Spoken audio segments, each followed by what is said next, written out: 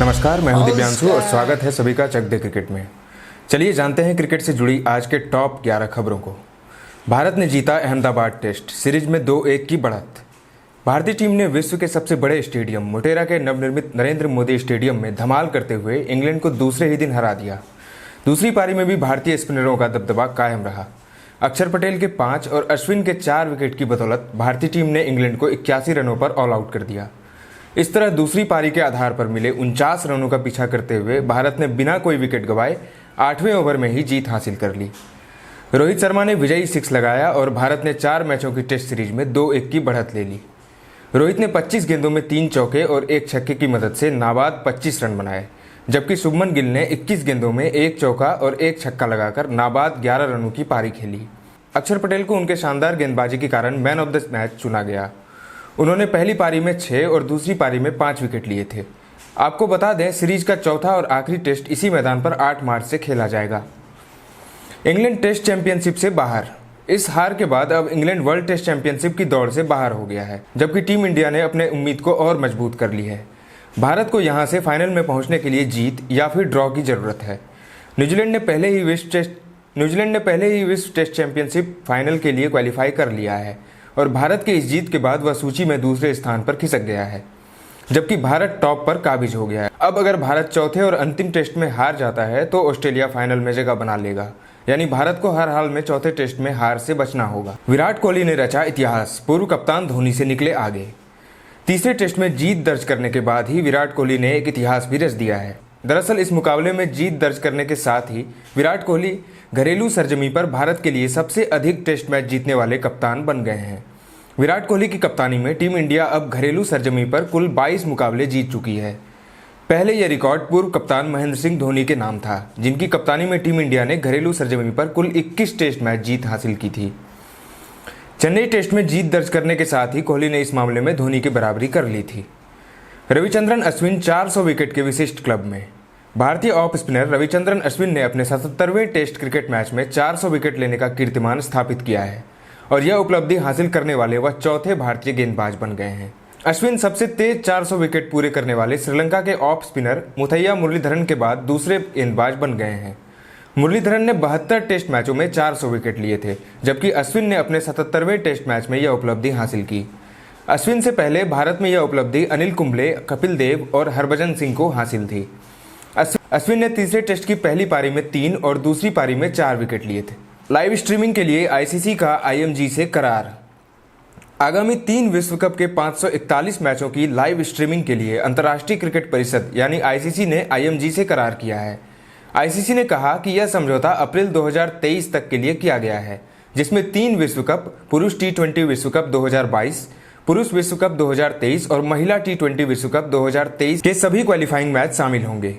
ICC के मुख्य कार्यकारी मनु साहनी ने कहा, क्रिकेट प्रेमियों को और क्रिकेट की सौगात देने के लिए आईएमजी के साथ यह करार करके हम बेहद खुश हैं और हमारे खेल को आगे ले जाने और वैश्विक प्लेटफॉर्म बढ़ाने के लिए यह एक बड़ा कदम है। सचिन 5 मार्च से फिर गूंजेगा यह नारा। छत्तीसगढ़ के लोगों को जिस पल का बेसब्री से इंतजार था वह कुछ ही दिनों में आ जाएगा, जब क्रिकेट के भगवान सचिन तेंदुलकर बल्ला लेकर 5 मार्च को मैदान पर उतरेंगे। सड़क सुरक्षा की जागरूकता को बढ़ाने के उद्देश्य से खेले जा रहे इस टूर्नामेंट का पहला मैच 5 मार्च 2021 को शाम 7 बजे से शुरू किया जाएगा। इंडियन लेजेंड्स और बांग्लादेश लेजेंड्स के बीच होने वाला यह पहला मैच नवा रायपुर के शहीद वीर नारायण सिंह स्टेडियम में होगा। इसी मैदान में टूर्नामेंट के सारे मैच होंगे, जिसका फाइनल मुकाबला 21 मार्च को खेला जाएगा। इस टूर्नामेंट में सभी पूर्व क्रिकेट खिलाड़ी ही हिस्सा लेंगे।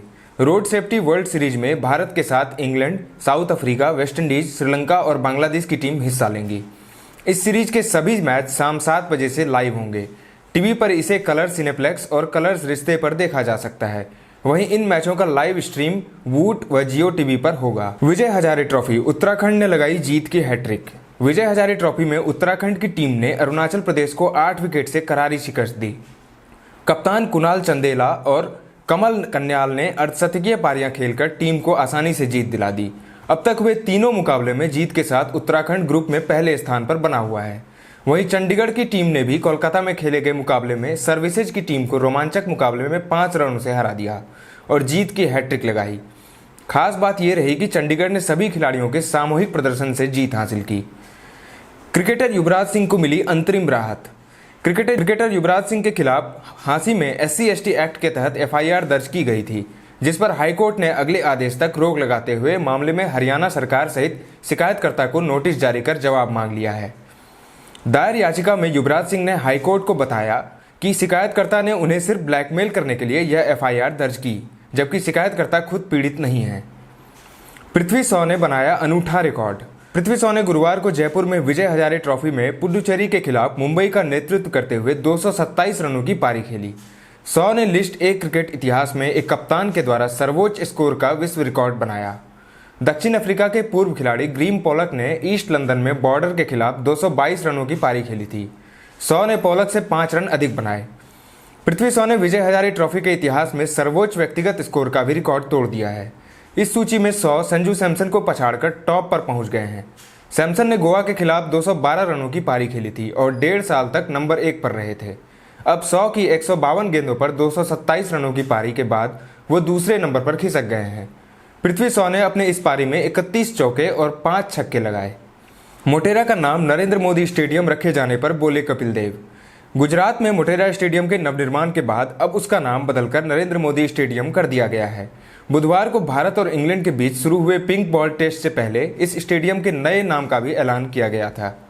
स्टेडियम का नाम प्रधानमंत्री नरेंद्र मोदी के नाम पर रखे जाने के बाद कई लोग इस पर बयानबाजी कर रहे हैं। इस बीच टीम इंडिया के पूर्व कप्तान कपिल देव ने इस पर अपनी राय रखी है। भारत के वर्ल्ड कप विजेता कप्तान कपिल देव ने कहा, जब प्रधानमंत्री जैसा शख्स स्टेडियम को अपना नाम देते हैं तो इसका मतलब है कि खेल बड़ा हो गया है। कपिल देव ने कहा कि इस बात से क्रिकेटरों को सही मायने में खुशी होती है। Kapil Dev ABP news channel के एक शो अनकट में इस मुद्दे पर बात कर रहे थे। इस दौरान उन्होंने कहा, जब देश में इतने सारे काम हैं, इसके बावजूद प्रधानमंत्री क्रिकेट पर भी अपना ध्यान देते हैं, तो यह अच्छी बात है। खेल के